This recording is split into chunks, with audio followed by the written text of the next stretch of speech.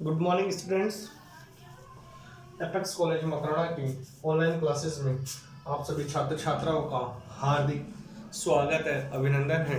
आज हम BSc part 1 में हम अपने अगले टॉपिक को डिस्कस करने वाले हैं। और हमारा कल हमने दो थ्योरम पढ़ी थी।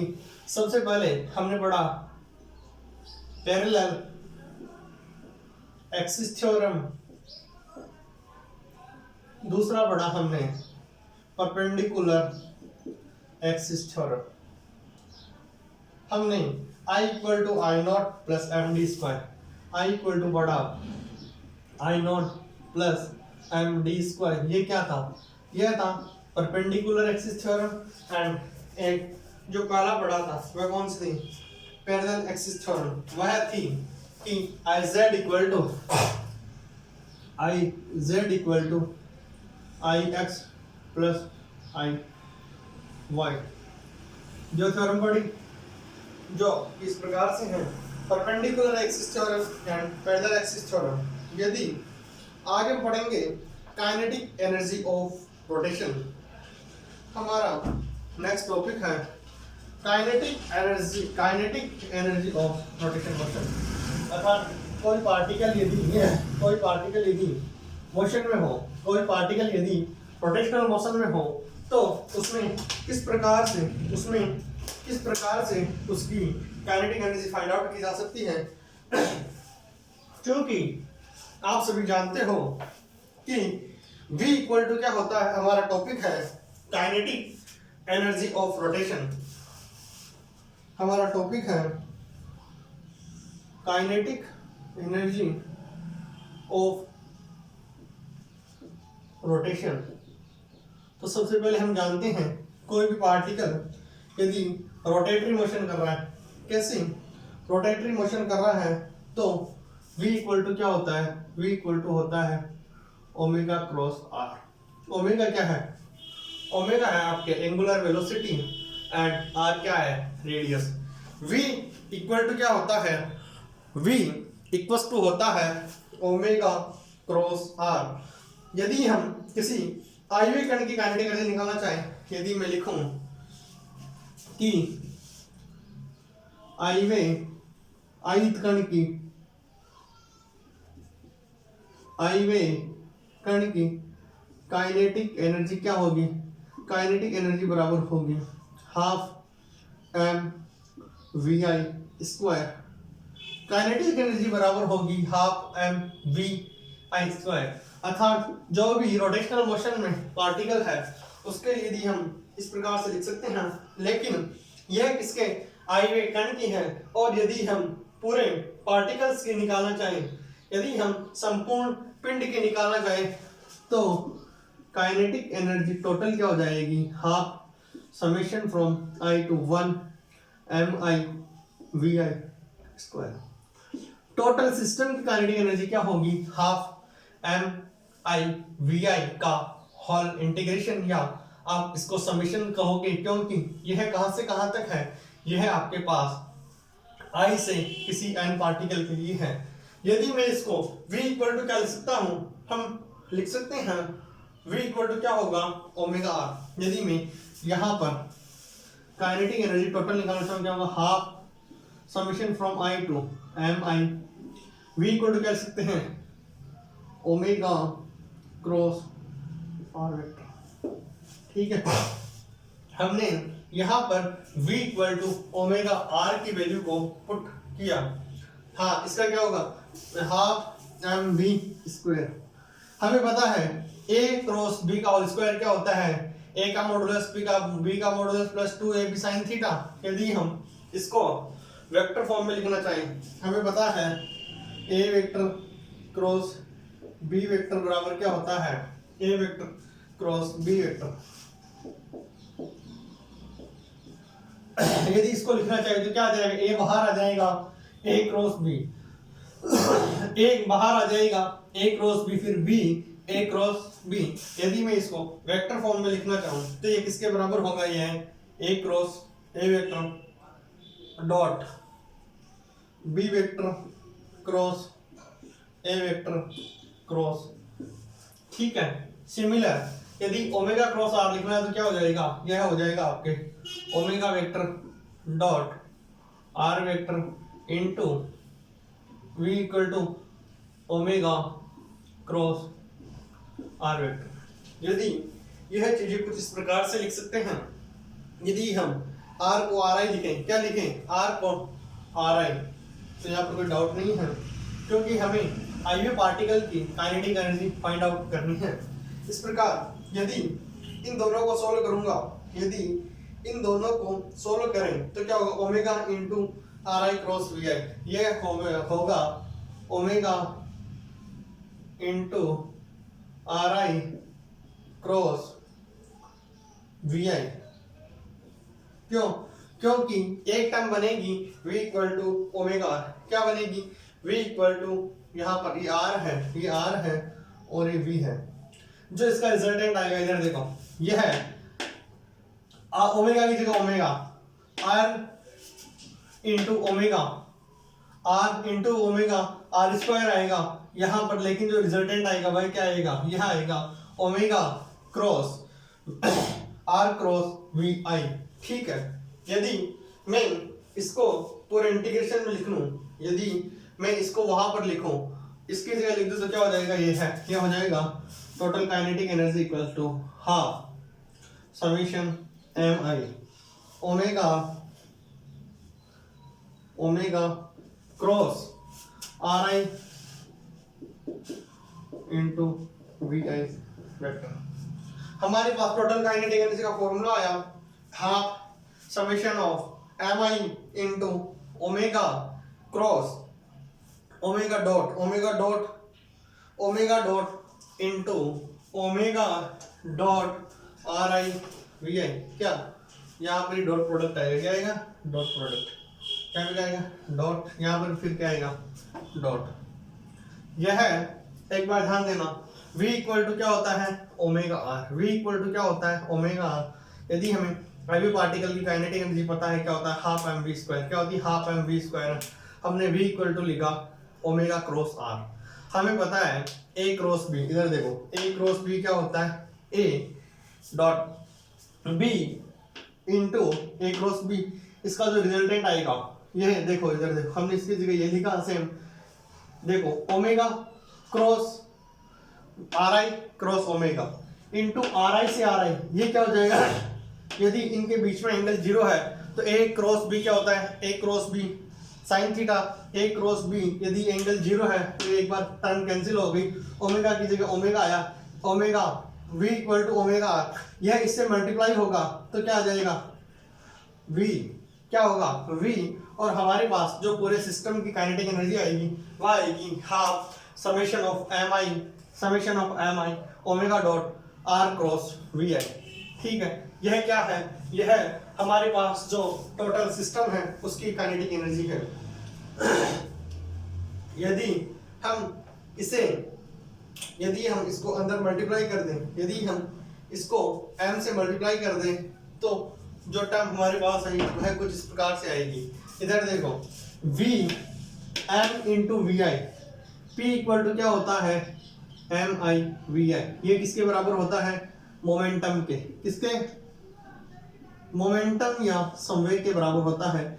p equal to M I V I, यदि इसको इससे मल्टीप्लाई कर दिया जाएगा तो क्या बचेगा, एम आई वी आई, तो हमारे पास जो काइनेटिक एनर्जी आएगी वह क्या आएगी, समेशन की जगह summation M I into V I, M I into V I को बाहर लिख देंगे, क्या बचेगा, ओमेगा इंटू ओमेगा, हम लिखेंगे summation omega dot R I cross M I V I.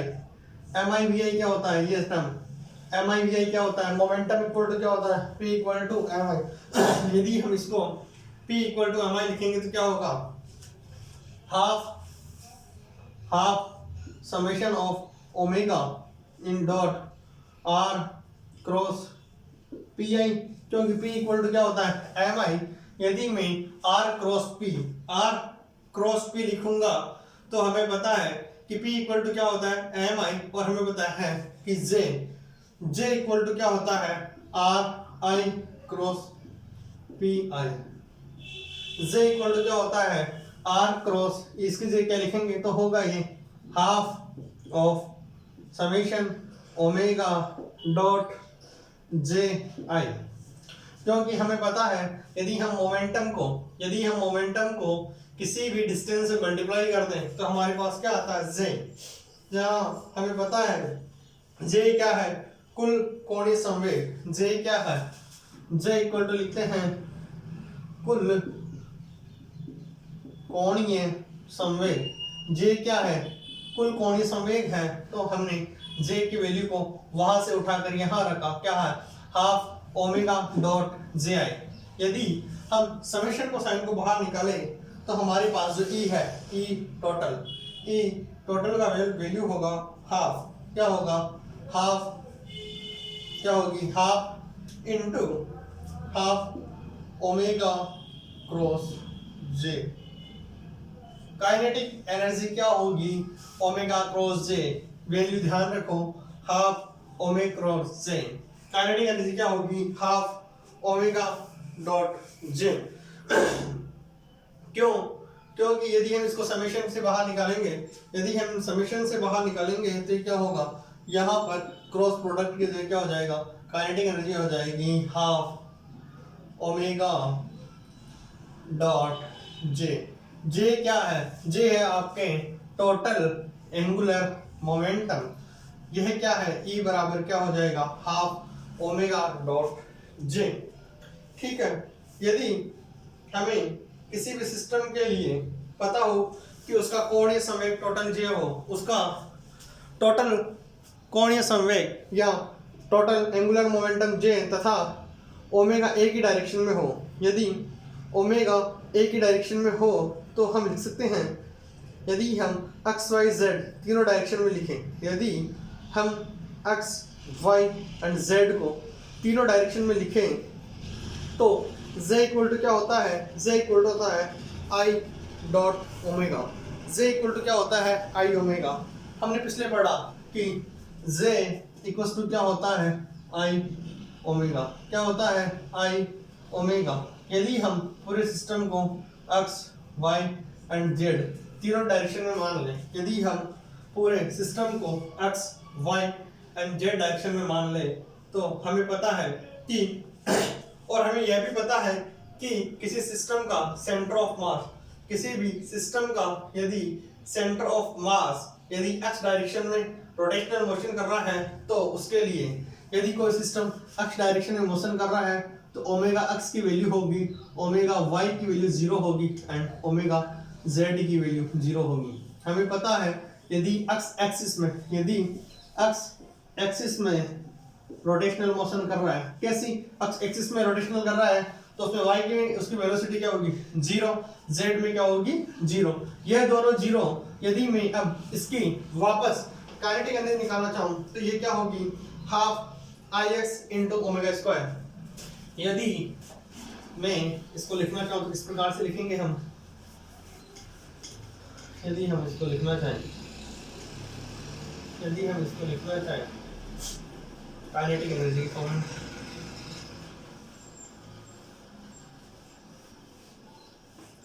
यदि काइनेटिक एनर्जी की फॉर्म में लिखना चाहे तो हमारे पास E इक्वल टू होगा half I X X into omega X का होल स्क्वायर।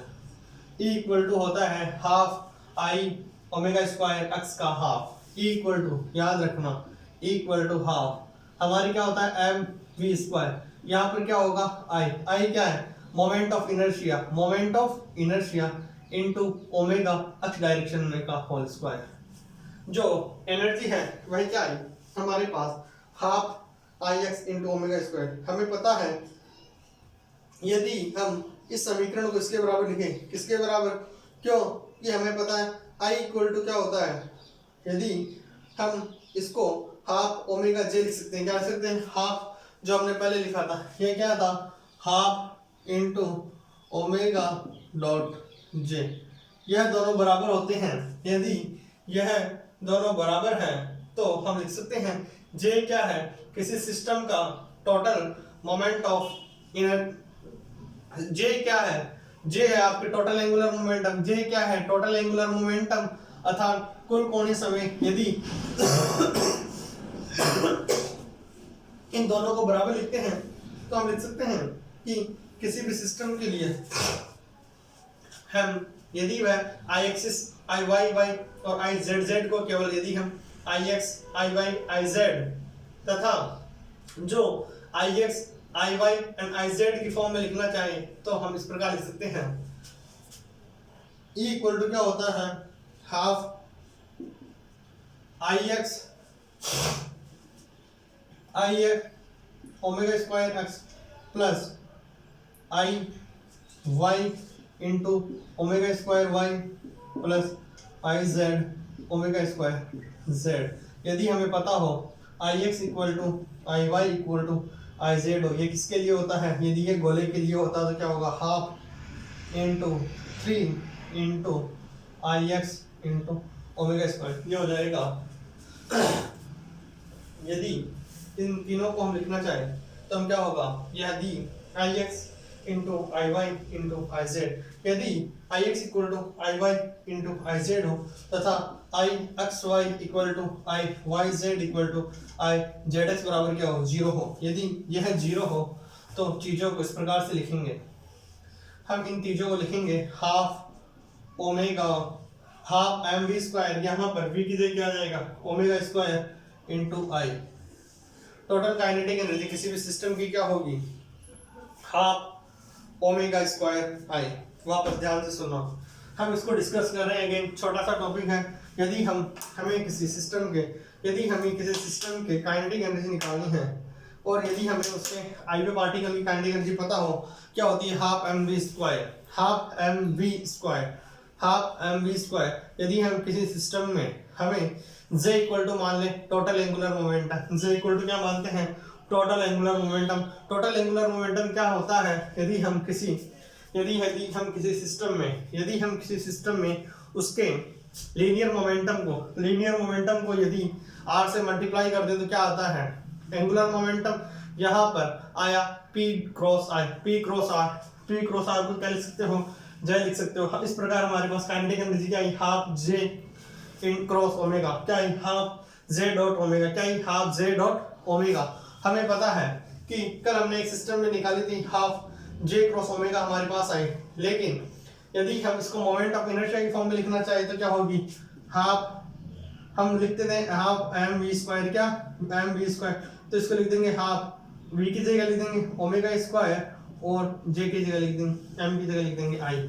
J की जगह हमें आई लिखना है, J की जगह आई और एम की जगह आई और वी की जगह ओमेगा पुट करना है, इसको रिप्लेस करना है। ठीक है, हम अगले टॉपिक को डिस्कस करते हैं। इसमें एक सिंपल सा फॉर्मूला है हाफ एम वी स्क्वायर की जगह हाफ आई ओमेगा स्क्वायर, क्या हाफ आई ओमेगा स्क्वायर। ठीक है, हम अगेन इसको डिस्कस करना चाहें तो देखिए आप हमारा अगला और इस चैप्टर का इस यूनिट का लास्ट टॉपिक होगा जो कि कुछ इस प्रकार से है और हमारे टॉपिक का नाम है प्रिंसिपल एक्सिस। क्या प्रिंसिपल एक्सिस, हमें पता है कि जो जड़त्व आघूर्ण अर्थात इनर्शियल मोमेंटम क्या है टेंसर J इक्वल टू क्या होता है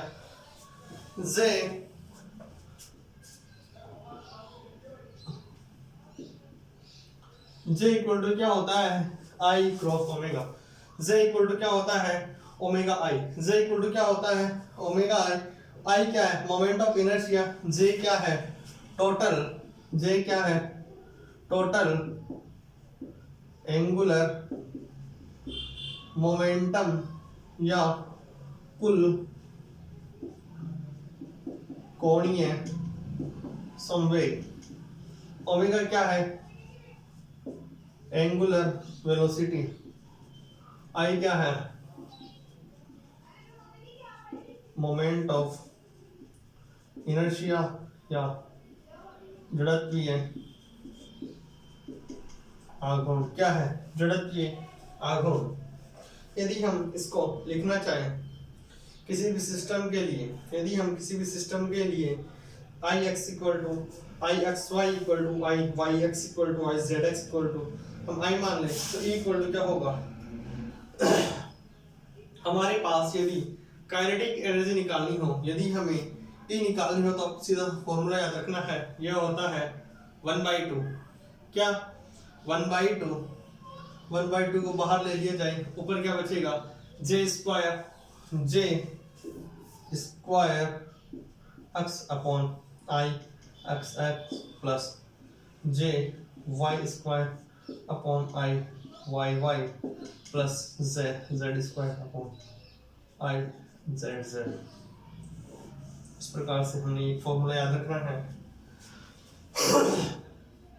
यदि हम ऊपर क्या है, जे क्या है, जे को ध्यान से पढ़ना, टोटल एंगुलर मोमेंटम, आई क्या है, मोमेंट ऑफ इनर्शिया, सीधा सा फॉर्मूला है, आपको याद रखना है। इसके बाद एक spin precession in constant magnetic field है, आपको एक सीधा सा फॉर्मूला याद रखना है, spin precession in constant magnet, tau equal to क्या होता है, म्यू क्रॉस बी। ध्यान रखना, टाउ इक्वल टू क्या होता है, म्यू क्रॉस बी। टाउ क्या है, टाउ क्या होता है, टाउ होता है आपके आघूर्ण, क्या होता है आघूर्ण, म्यू क्या है कांस्टेंट है और बी क्या है मैग्नेटिक फील्ड है। इस प्रकार आप कह सकते हो कि टाउ इक्वल टू क्या होता है, U B sine theta. Mu क्या है, कण का आघूर्ण है और जो थीटा है वह क्या है, बी चुंबकीय क्षेत्र की तीव्रता, बी क्या है, बी है इंटेंसिटी ऑफ, हम लिख देते हैं B equal to intensity of magnetic field. Mu क्या है, म्यू आपके पास है आघूर्ण, क्या है किसी भी सिस्टम के लिए म्यू कण का चुंबकीय आघूर्ण है। यदि हम ए क्रॉस बी को, ए क्रॉस बी क्या होता है, ए क्रॉस बी होता है A B sine theta. Theta क्या है, उन दोनों के बीच का कोण।